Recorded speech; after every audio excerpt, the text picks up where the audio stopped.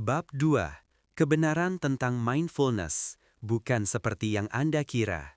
Jika Anda sempat mengambil satu tarikan napas yang saya sebutkan di akhir bab sebelumnya, Anda sudah merasakan mindfulness untuk pertama kalinya. Mungkin terasa sedikit aneh, mungkin terasa menenangkan, mungkin Anda tidak merasakan apa-apa, atau mungkin Anda berpikir, satu tarikan napas, saya tidak punya waktu untuk ini, dan langsung melanjutkan membaca. Apapun reaksi Anda, itu sempurna, itu diterima di sini, karena kita akan menjelaskan semuanya dengan jelas. Ketika saya pertama kali menyebutkan kata mindfulness, saya sering melihat perubahan halus di wajah orang. Monolog internal mereka mulai berjalan, dan biasanya terdengar seperti ini. Oh, itu hal di mana Anda harus duduk di atas bantal selama 1 jam dan mengosongkan pikiran. Pikiran saya terlalu sibuk untuk itu. Bukankah itu untuk para biksu berpakaian jubah? Saya hanya mencoba mengantar anak-anak ke sekolah tepat waktu dan menyelesaikan deadline. Saya pernah mencoba, saya duduk di sana selama 3 menit dan memikirkan daftar tugas saya sepanjang waktu. Saya benar-benar gagal melakukannya. Jika ada yang terdengar familiar, saya ingin Anda tahu bahwa Anda berada di tempat yang tepat, dan saya akan memberitahu Anda sebuah rahasia kecil. Hampir semua yang mungkin Anda pikir Anda ketahui tentang mindfulness itu salah. Praktik ini telah dikemas dan dijual dengan begitu banyak mitos dan kesalahpahaman, sehingga praktik yang sebenarnya, yang indah dan sederhana, telah hilang. Jadi, mari kita lakukan sedikit ekspedisi penghancuran mitos. Mari kita singkirkan jargon yang mengintimidasi, citra esoteris, dan harapan yang mustahil. Mari kita cari tahu apa sebenarnya mindfulness itu. Galeri kesalahpahaman, apa yang bukan mindfulness? Sebelum kita bisa membangun kebiasaan baru, kita harus membersihkan tanah lama yang berantakan tempat kebiasaan itu akan berdiri.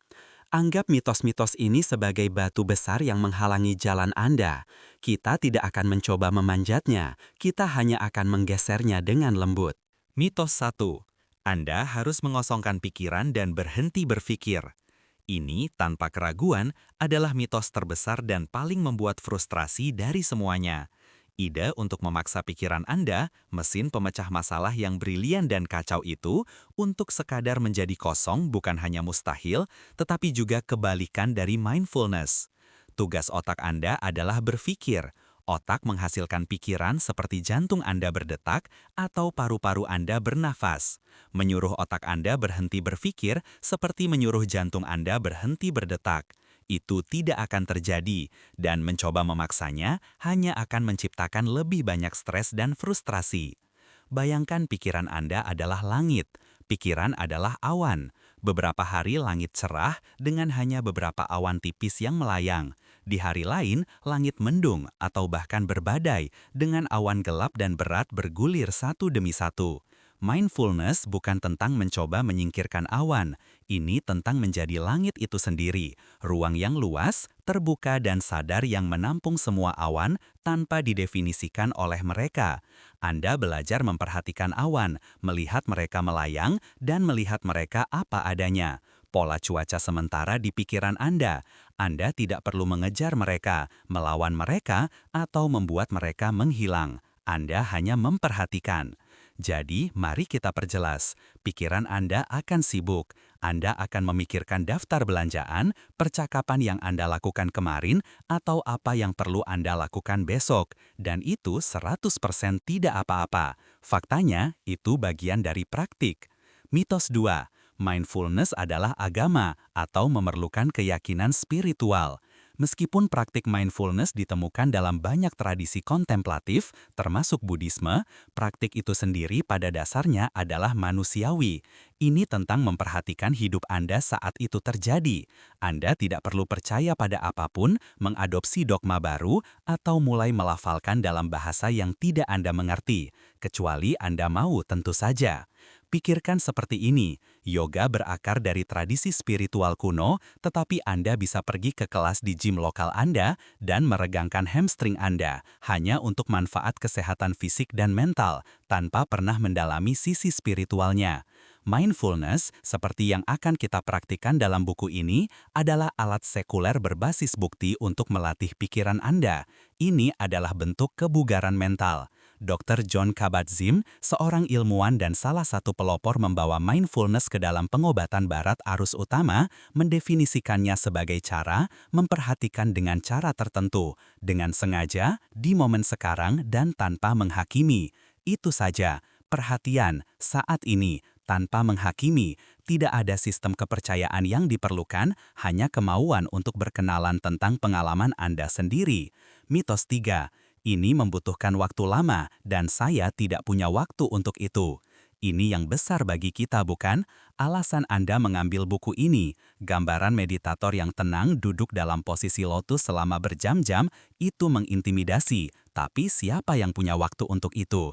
Inilah kebenarannya. Mindfulness bukan tentang menambahkan tugas monumental lain ke piring Anda yang sudah penuh. Ini tentang mengubah hubungan Anda dengan momen yang sudah Anda miliki.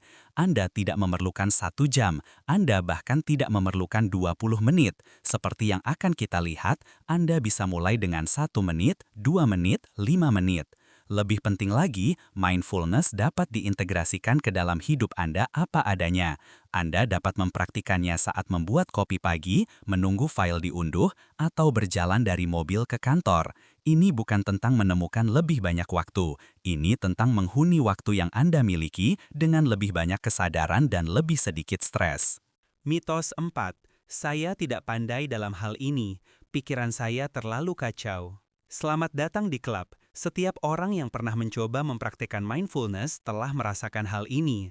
Mengatakan, pikiran saya terlalu sibuk untuk mindful, seperti mengatakan, saya terlalu kotor untuk mandi. Inti dari praktik ini adalah bekerja dengan pikiran sibuk yang Anda miliki, bukan menunggu sampai Anda memiliki pikiran yang ajaib tenang. Tidak ada pandai atau tidak pandai dalam hal ini, hanya ada berlatih atau tidak berlatih.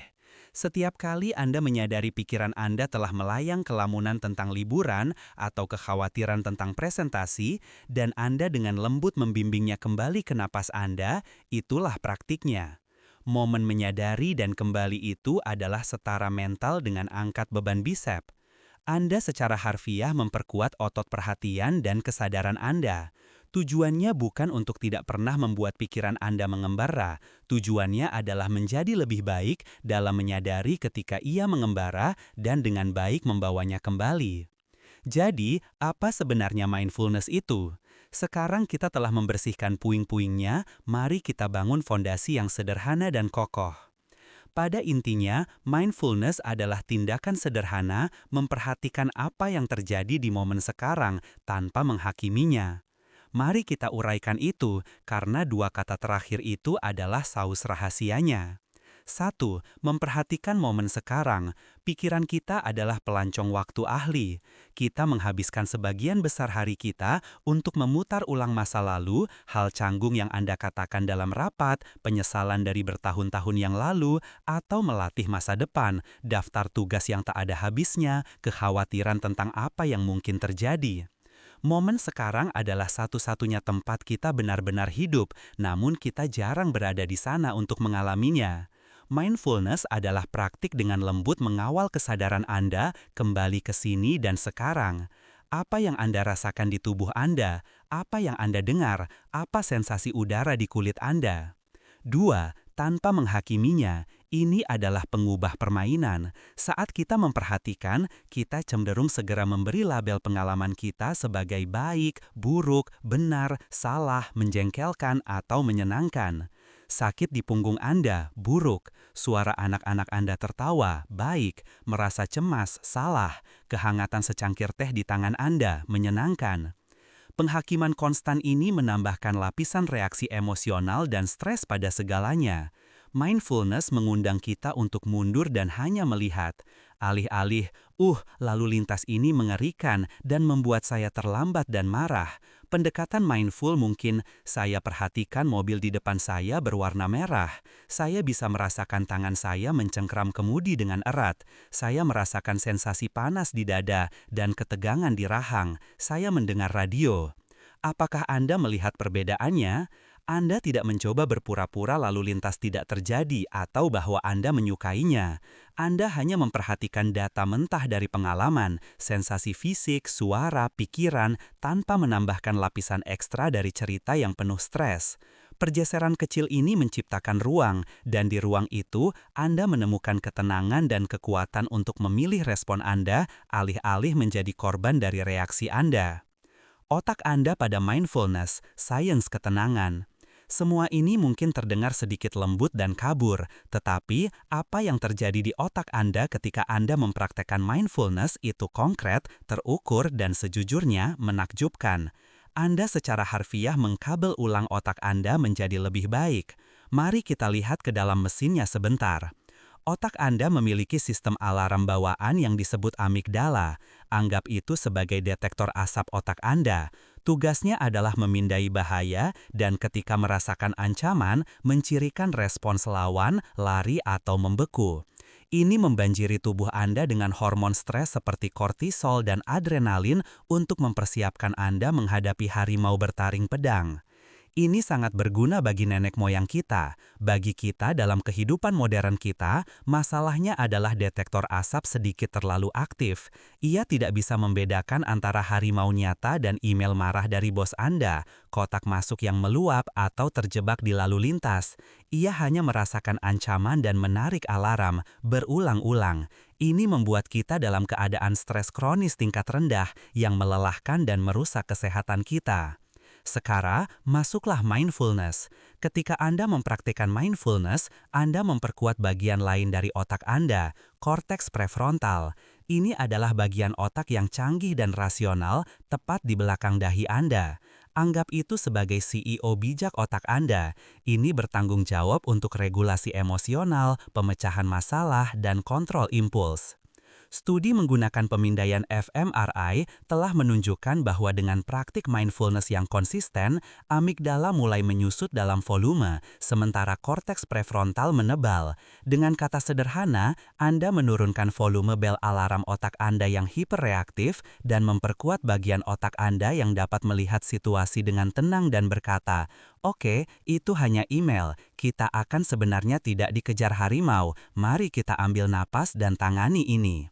Satu tarikan napas dalam yang kita bicarakan itu bukan hanya ide yang bagus, itu langsung merangsang sesuatu yang disebut saraf vagus, saraf utama yang berjalan dari otak Anda ke seluruh tubuh Anda. Merangsang saraf ini mengaktifasi sistem saraf parasimpatik Anda, sistem pengereman bawaan tubuh Anda. Ini sering disebut sistem istirahat dan cerna. Ini menurunkan detak jantung Anda, memperdalam pernafasan Anda, dan memberitahu tubuh Anda, semua baik-baik saja, Anda aman. Jadi ketika Anda berlatih, Anda tidak hanya bersantai, Anda secara aktif terlibat dalam proses yang mengkabel ulang jalur saraf Anda, menenangkan sistem saraf Anda, dan membangun ketahanan terhadap stres dari dalam keluar. Mindfulness versus meditasi, apa bedanya? Ini adalah poin kebingungan umum, jadi mari kita perjelas. Mindfulness adalah kualitas kesadaran. Ini adalah cara hidup. Anda bisa mindful kapan saja dalam hari Anda. Mencuci piring bisa menjadi praktik mindful jika Anda memberikan perhatian penuh pada sensasi air hangat di tangan Anda, bau sabun, dan suara piring. Meditasi adalah latihan formal yang Anda lakukan untuk menumbuhkan kualitas kesadaran itu. Ini adalah latihan untuk otot mindfulness Anda. Ketika Anda dengan sengaja menyisihkan 5 menit untuk duduk dan memperhatikan napas Anda sedang bermeditasi. Inilah analogi paling sederhana. Mindfulness seperti kebugaran fisik. Ini adalah keadaan keseluruhan menjadi kuat, fleksibel, dan sehat. Meditasi seperti pergi ke gym. Ini adalah waktu khusus yang Anda dedikasikan untuk angkat beban atau berlari di treadmill untuk membangun kebugaran itu. Anda pergi ke gym bermeditasi supaya Anda dapat dengan lebih mudah membawa belanjaan, bermain dengan anak-anak Anda, dan bergerak melalui hari Anda dengan kekuatan dan kemudahan, hidup dengan mindful. Dalam buku ini, kita akan fokus pada latihan gymnya, praktik meditasi sederhana 5 menit. Mengapa? Karena ini adalah cara paling langsung dan efektif untuk membangun otot mindful yang kemudian dapat Anda bawa ke setiap momen lain dari kehidupan Anda yang sibuk, menuntut, dan indah. Jadi, mari kita tinggalkan mitos-mitos itu. Anda tidak memerlukan pikiran kosong, bantal khusus, atau jam bebas. Anda hanya perlu Anda, tepat di sini, sekarang. Anda perlu kemauan untuk penasaran, dan Anda memerlukan 5 menit. Untuk sisa hari ini, coba saja satu hal sederhana ini. Lain kali Anda menyeruput kopi, teh, atau air, untuk satu tegukan itu, berikan perhatian penuh. Perhatikan suhu muk di tangan Anda, perhatikan aromanya, perhatikan rasanya saat menyentuh lidah Anda, perhatikan sensasi menelan. Itu saja, itu permulaan, Anda sudah melakukannya. Di bab berikutnya, kita akan bersiap untuk meletakkan bata pertama dari kebiasaan baru kita, mengatur diri kita untuk sukses dengan cara yang terasa mudah dan dapat dicapai.